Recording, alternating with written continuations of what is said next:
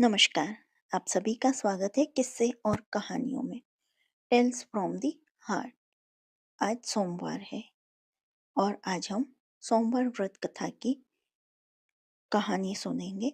लेकिन इससे पहले हम महत्व, विधि, क्या पहनना है क्या नहीं पहनना, चालीसा, आरती, क्योंकि जब हम किसी व्रत को करते हैं तो बहुत श्रद्धा के साथ करते हैं और उसके बारे में हमें संपूर्ण जानकारी होना जरूरी है। और जो आप ये जानकारी जानते हो तो बहुत अच्छी बात है, और जानना चाहते हैं तो आप इसको पूरा देखें। और नहीं जानना चाहते, आपके पास समय नहीं है, तो इस वीडियो को स्किप करके सिर्फ कहानी सुन सकते हैं। चलिए शुरू करते हैं। और कहानी अच्छी लगे तो please like, share and subscribe करें और कमेंट बॉक्स में हर हर महादेव लिखें। शास्त्रों के अनुसार सोमवार को भगवान शिव जी की पूजा अर्चना की जाती है और इस दिन व्रत करने से भगवान शिव और देवी पार्वती प्रसन्न होते हैं। सोमवार का महत्व। सोमवार का व्रत बेहद ही सरल होता है। जीवन धन धान्य से भर जाता है। सभी अनिष्टों का हरण कर भगवान शिव अपने भक्तों के कष्टों को दूर करते हैं। सोमवार व्रत नियमित रूप से करने पर भगवान शिव तथा देवी पार्वती की अनुकंपा बनी रहती है, जिससे पति पत्नी के में वाद विवाद झगड़े नहीं होते और परिवार खुशहाल रहता है। काम में बरकत मिलती है और सभी कष्टों का नाश होता है। अविवाहित लड़कियां या लड़के भी सोमवार का व्रत कर मनचाहा जीवन साथी पा सकते हैं। विधि। सोमवार का व्रत 3 प्रकार का होता है। इसमें प्रति सोमवार, सौम्य प्रदोष और 16 सोमवार शामिल हैं। तीनों ही व्रत का विधि विधान और पूजा के नियम एक समान ही है। सोमवार का व्रत साधारणतः दिन के तीसरे पहर तक होता है। सोमवार के दिन भगवान शिव की पूजा और व्रत का विशेष महत्व है। इस दिन सुबह जल्दी उठकर स्नान आदि कर साफ वस्त्र ग्रहण करें। यदि संभव हो तो मंदिर में जाकर शिवलिंग का जलाभिषेक करने के लिए संकल्प करें। इसके बाद भगवान शिव और माता पार्वती की पूजा अर्चना करें और व्रत की कथा निम्न तरीके से करें। सोमवार को ब्रह्म मुहूर्त में सोकर उठें। पूरे घर की साफ सफाई कर स्नान आदि से निवृत्त हो जाएं। गंगा जल या पवित्र जल पूरे घर में छिड़कें। घर में ही किसी पवित्र स्थान पर भगवान शिव की मूर्ति या चित्र स्थापित करें। पूरी पूजन तैयारी के बाद निम्न मंत्र से संकल्प करें। मम क्षेम यथ विजय रोग्ये स्वयंपि वृद्ध्यर्थ सोमवार व्रत करिष्यामि। इसके पश्चात निम्न मंत्र से ध्यान करें। धायत्री महेश रजत गिरिनिभम चारु चंद्रावत्सम रत्नकल्पोज्ज्वलांग परशु मृगवराभीति हस्तम प्रसन्नम पद्मासीनम समन्तात्सु मम गणे व्याघ्रकृतिम वसनाम विश्वध्याम विश्ववंध्यम निखिल भय भय हरम पंचवक्त्रम त्रिनेत्रम। ध्यान के पश्चात ओम नमः शिवाय से शिवजी पार्वती का षोडशोपचार पूजन करें। पूजन के पश्चात व्रत कथा सुने। तत्पश्चात चालीसा और आरती कर प्रसाद वितरण करें। इसके बाद भोजन या फलाहार ग्रहण करें।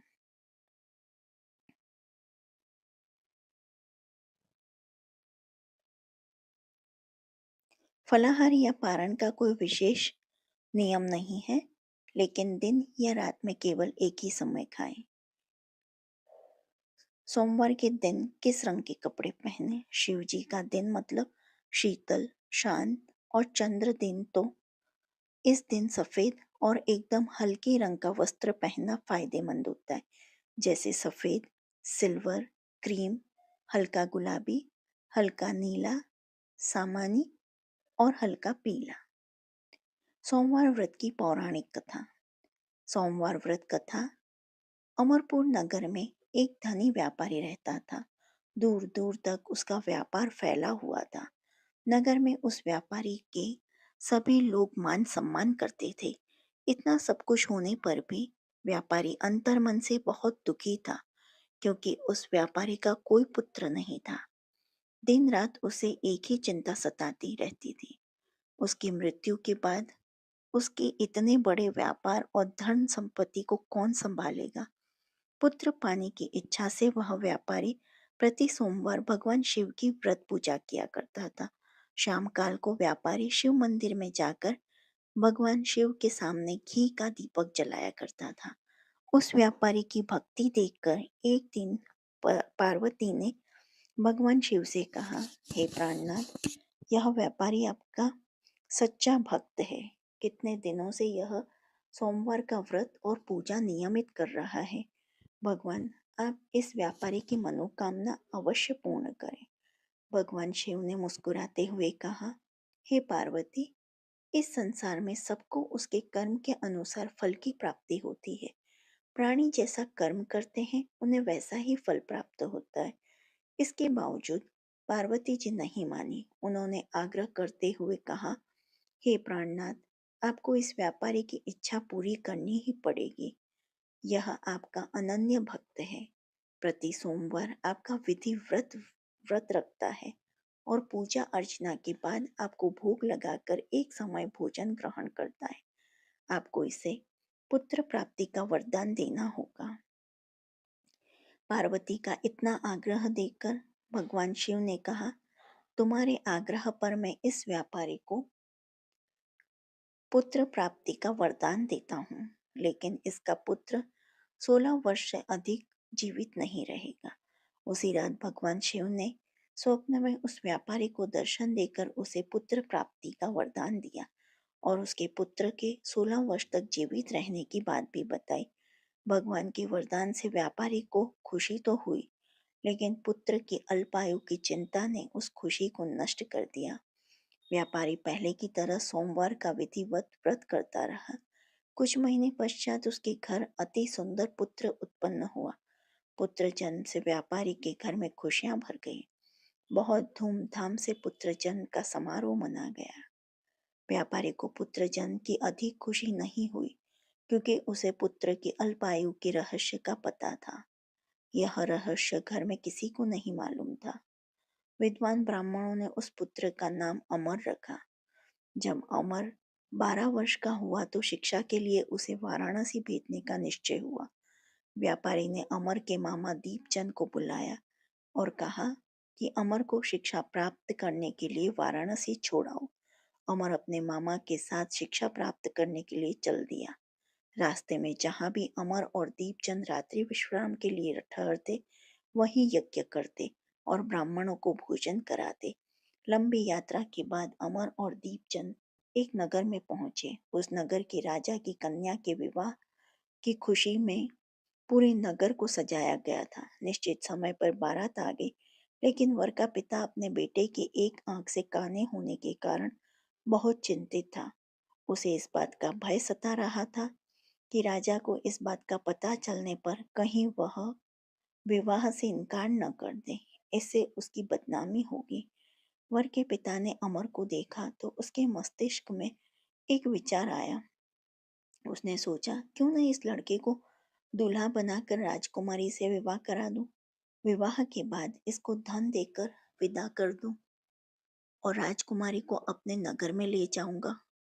वर के पिता ने इस संबंध में अमर और दीपचंद से बात की। दीपचंद ने धन मिलने के लालच में वर के पिता की बात स्वीकार कर ली। अमर को दूल्हे के वस्त्र पहनाकर राजकुमारी चंद्रिका से विवाह कर दिया गया। राजा ने बहुत सा धन देकर राजकुमारी को विदा किया। अमर जब लौट रहा था तो सच नहीं छिप सका और राजकुमारी को ओढ़नी पर लिख दिया, राजकुमारी चंद्रिका, तुम्हारा विवाह तो मेरे साथ हुआ है। मैं तो वाराणसी में शिक्षा प्राप्त करने जा रहा हूँ। अब तुम्हें जिस नवयुवक की पत्नी बनना पड़ेगा वह कान्हा है। जब राजकुमारी ने अपनी ओढ़नी पर लिखा हुआ पढ़ा तो उसने काने लड़के के साथ जाने से इनकार कर दिया। राजा ने सब बातें जानकर राजकुमारी को महल में रख लिया। उधर अमर अपने मामा दीपचंद के साथ वाराणसी पहुंच गया। अमर ने गुरुकुल में पढ़ना शुरू कर दिया। जब अमर की आयु 16 वर्ष की हुई तो उसने एक यज्ञ किया। यज्ञ की समाप्ति पर ब्राह्मणों को भोजन कराया और खूब अन्न वस्त्र दान किए। रात को अमर अपने शयन कक्ष में सो गया। शिव के वरदान के अनुसार शयनावस्था में ही अमर के प्राण पखेरु उड़ गए। सूर्योदय पर मामा अमर को मृत देखकर रोने पीटने लगा। आसपास के लोग भी एकत्र होकर दुख प्रकट करने लगे।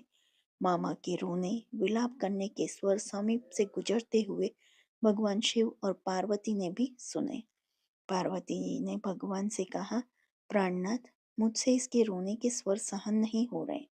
आप इस व्यक्ति के कष्ट अवश्य दूर करें। भगवान शिव ने पार्वती जी के साथ अदृश्य रूप में समीप जाकर अमर को देखा तो पार्वती जी से बोले, पार्वती, यह तो उसी व्यापारी का पुत्र है। मैंने इसे 16 वर्ष की आयु का वरदान दिया था। इसकी आयु तो पूरी हो गई। पार्वती जी ने फिर भगवान शिव से निवेदन किया, हे प्राणनाथ, आप इस लड़के को जीवित करें, नहीं तो इसके माता पिता पुत्र की पुत्र की मृत्यु के कारण रो रो कर अपने प्राण त्याग देंगे।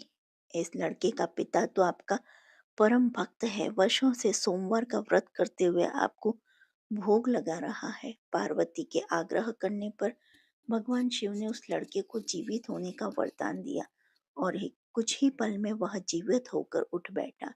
शिक्षा समाप्त करके अमर मामा के साथ अपने नगर की ओर चल दिया। दोनों चलते हुए उसी नगर में पहुंचे जहां अमर का विवाह हुआ था। उस नगर में भी अमर ने यज्ञ का आयोजन किया। समीप से गुजरते हुए नगर के राजा ने यज्ञ का आयोजन देखा। राजा ने अमर को तुरंत पहचान लिया। यज्ञ समाप्त होने पर राजा अमर और उसके मामा को महल में ले गया और कुछ दिन उन्हें महल में रखकर बहुत सा धन वस्त्र देकर राजकुमारी के साथ विदा किया। रास्ते में सुरक्षा के लिए राजा ने बहुत से सैनिकों को भी भेज दिया। दीपचंद ने नगर में पहुंचते ही एक दूत को घर भेजकर उनके आगमन की सूचना भेजी। अपने बेटे अमर को जीवित वापस लौटने की सूचना से व्यापारी बहुत प्रसन्न हुआ। व्यापारी ने अपनी पत्नी के साथ स्वयं को एक कमरे में बंद कर रखा था। भूखे प्यासे रहकर व्यापारी और उसकी पत्नी बेटे की प्रतीक्षा कर रहे थे। उन्होंने प्रतीक्षा कर रखी थी कि यदि उन्हें अपने बेटे की मृत्यु का समाचार मिला तो दोनों अपने प्राण त्याग देंगे। व्यापारी अपनी पत्नी और मित्रों के साथ नगर के द्वार पर पहुंचा। अपने बेटे के विवाह का समाचार सुनकर पुत्र वधू राजकुमारी चंद्रिका को देखकर उसकी खुशी का ठिकाना न रहा। उसी रात भगवान शिव ने व्यापारी के स्वप्न में आकर कहा, हे श्रेष्ठी, मैंने तेरे सोमवार के व्रत करने और व्रत कथा सुनने से प्रसन्न होकर तेरे पुत्र को लंबी आयु प्रदान की है। व्यापारी बहुत प्रसन्न हुआ। सोमवार का व्रत करने से व्यापारी के घर में खुशियां लौट आई। शास्त्रों में लिखा है कि जो स्त्री पुरुष सोमवार का विधि व्रत करते हैं और व्रत कथा सुनते हैं, उनकी सभी इच्छाएं पूरी होती हैं। शिव चालीसा। दुआ। जय गणेश गिरजा सुवन मंगल मूल सुजान, कहत अयोध्या दास तुम देव अभय वरदान। चौपाई।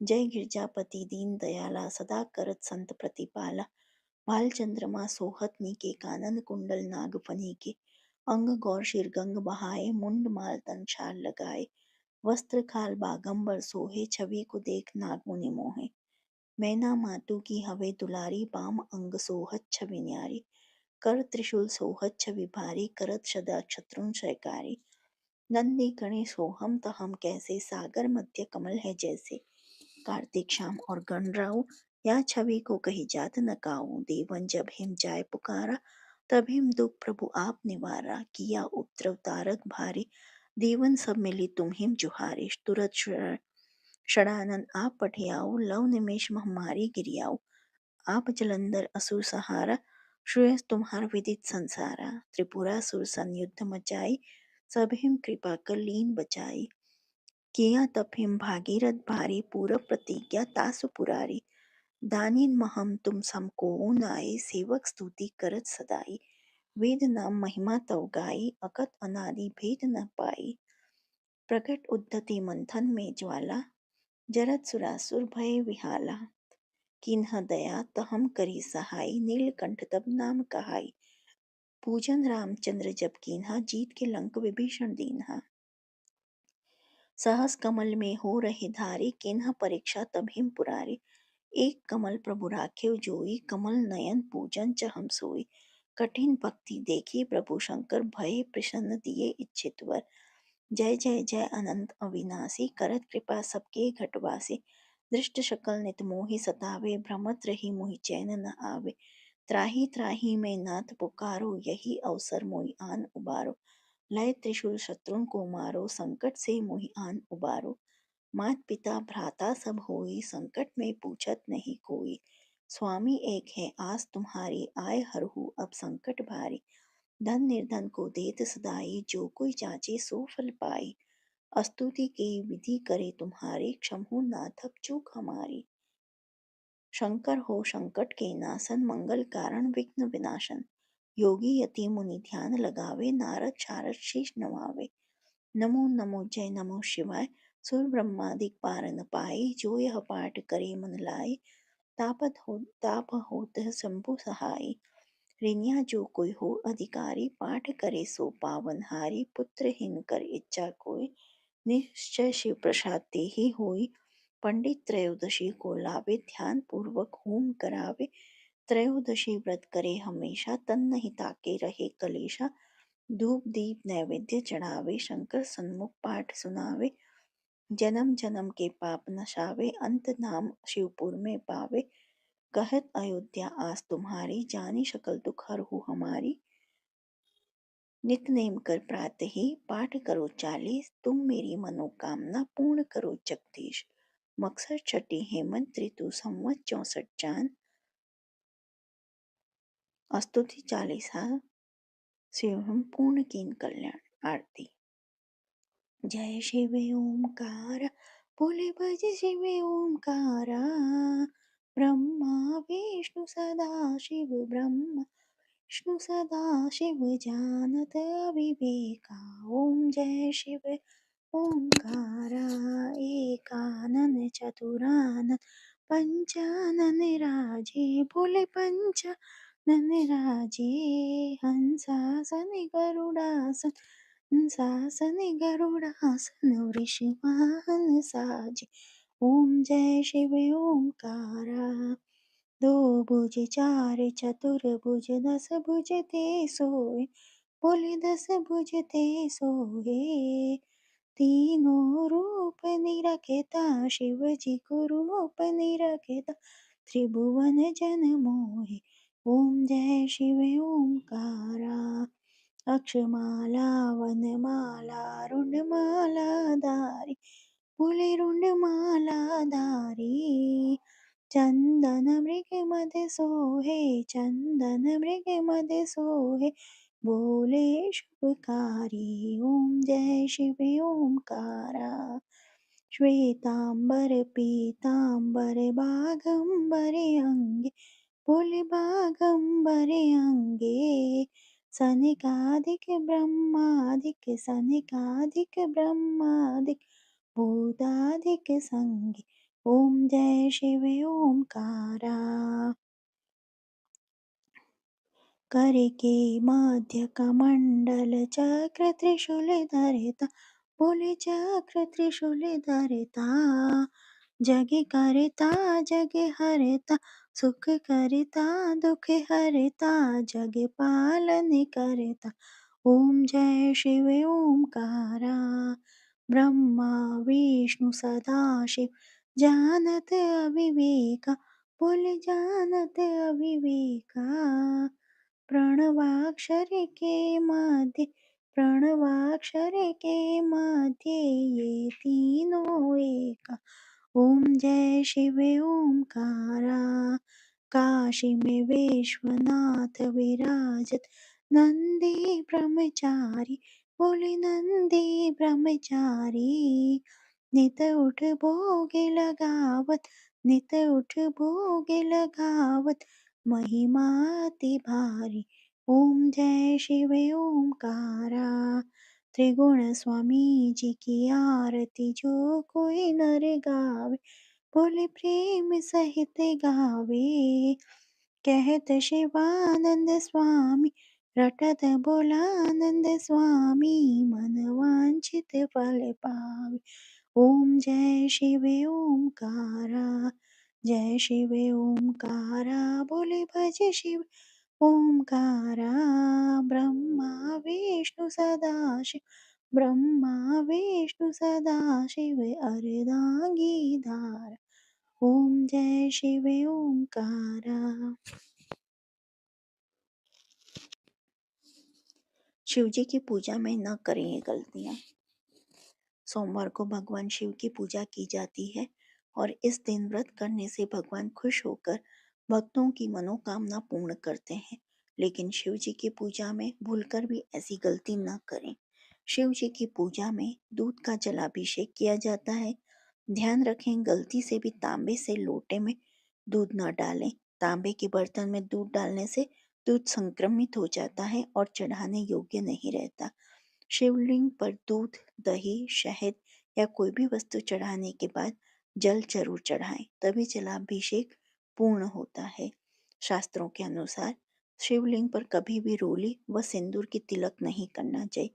शिवलिंग पर हमेशा चंदन का ही तिलक करें। भगवान शिव के मंदिर में परिक्रमा करते वक्त ध्यान रखें कि कभी भी पूरी परिक्रमा न लगाएं। जहां से दूध बहता है वहां रुक जाएं और वापस घूम जाएं। सोमवार व्रत उद्यापन विधि।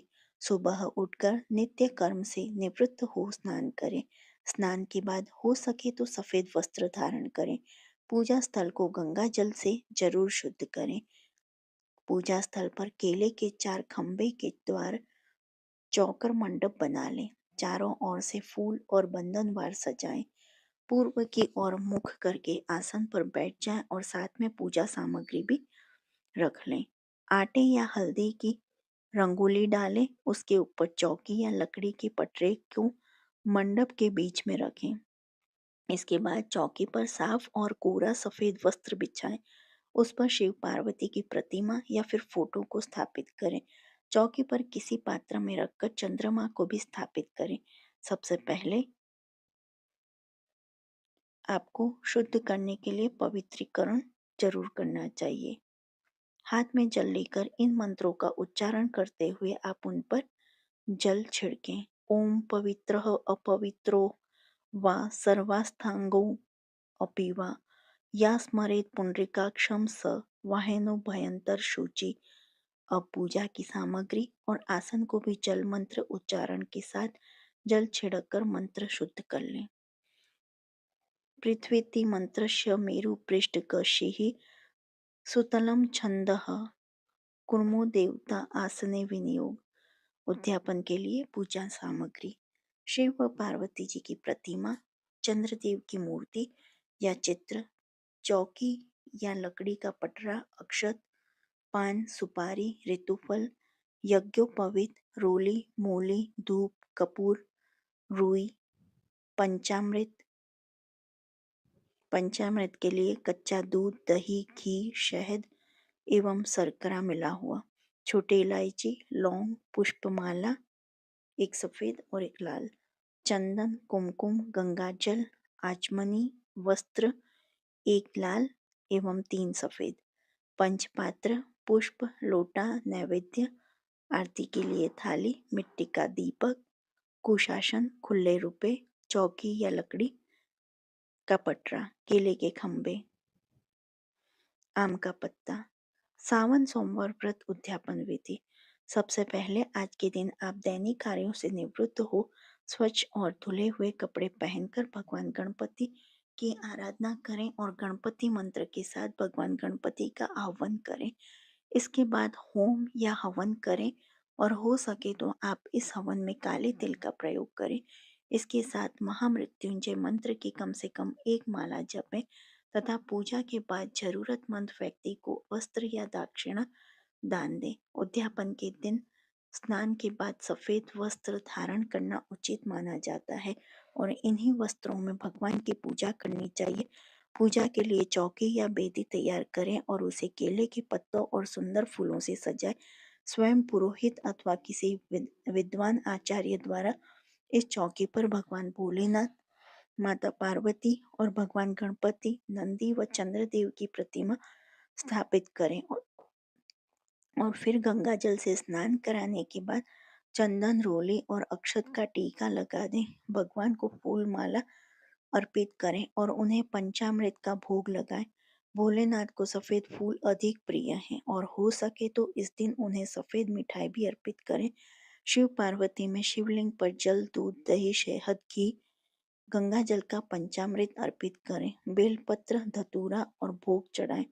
इसके बाद अपनी हर समस्या का समाधान और मन्नत को पूरा करने के लिए काले तिल डालकर शिवलिंग पर कम से कम 11 लोटा जल अर्पित करें।